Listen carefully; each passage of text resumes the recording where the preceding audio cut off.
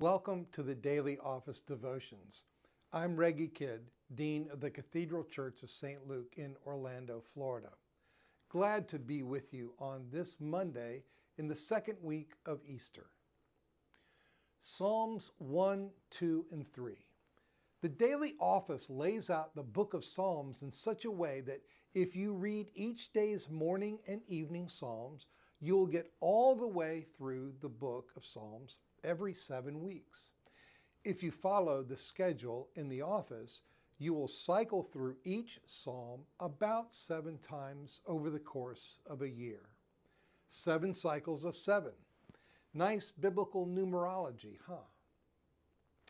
It's also an amazing way to immerse yourself in the biblical story.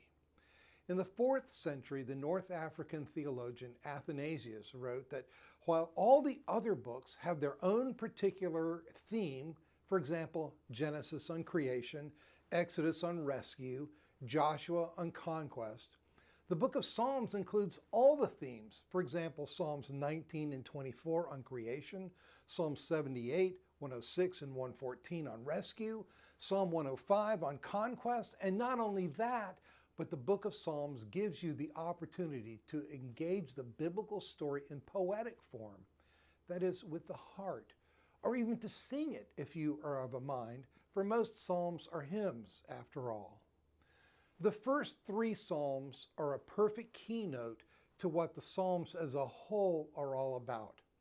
I encourage you today to linger over each of these 3.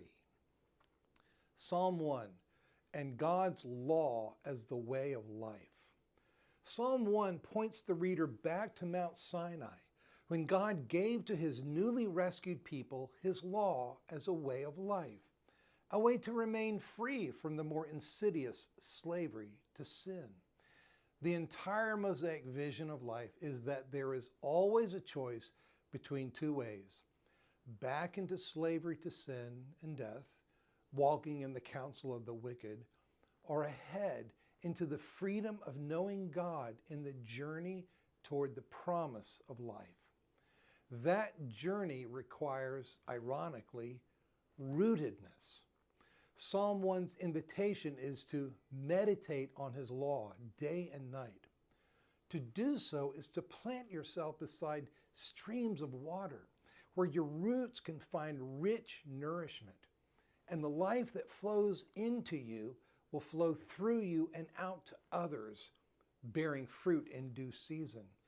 And you will find that even as you age, your inner being can grow and flourish with leaves that do not wither. Psalm 2 and the prophet's plan for God's kingship. Psalm 2 points the reader ahead to the day when God will establish his Son as king on my holy hill of Zion. The entire prophetic vision is that world history is the backdrop for the drama of God's reestablishing his gracious rule in the face of the world's chaos, and of the kings of the earth rising up in revolt, and the princes plotting together against the Lord and against his anointed. Psalm 2's invitation is to look beyond the folly and the frustration of any day's headlines and any era's crisis to the victory that God wins in his decree. I myself have set my king upon my holy hill of Zion. And when he says to his son, you are my son, this day have I begotten you. At Eastertide, we celebrate the victory already won on a hill in Zion, made holy by the cross raised upon it.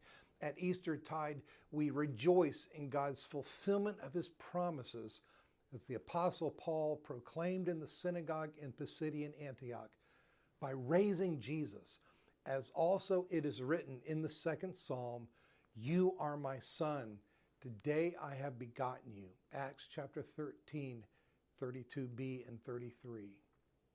Psalm 3 and God's nearness when you suffer. Psalm 3 points the reader to the present as a time of frustration, failure, and fear.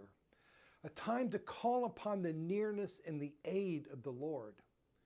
The superscription of this psalm, which is in all the ancient versions, shows its dramatic backdrop. A psalm of David when he fled from his son Absalom. At the zenith of his career, David had fallen. At long last, he had been crowned king, but then he had committed adultery with Bathsheba and had murdered her husband Uriah. Though forgiven after his confession to Nathan the prophet, he had nonetheless already sown bitter seed. His son Absalom, witness to the sad events, had acquired his father's erring ways and is now risen up to usurp his father's rule. 2 Samuel 15 describes the pathetic scene.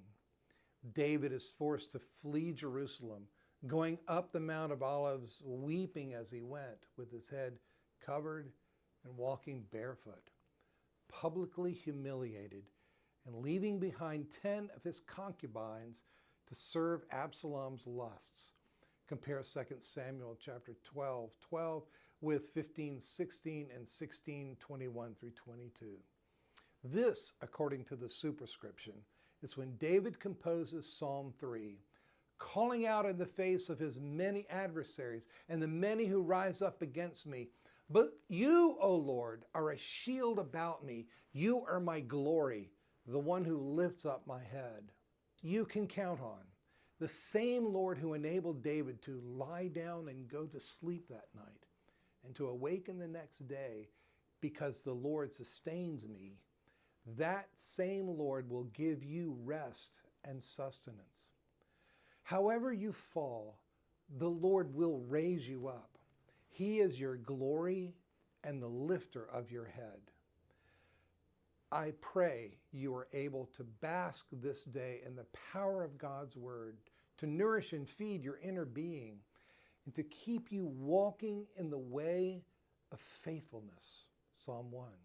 I pray that you will see in the face of all the counter evidence, all the ways that history seems to be under the control of godlessness, that above it all stands the rule of King Jesus, risen and conquering Lord. Psalm 2.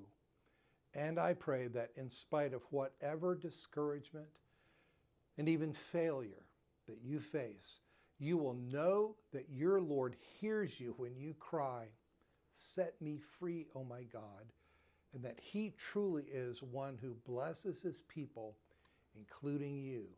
That's what Psalm 3 says to you. Be blessed this day.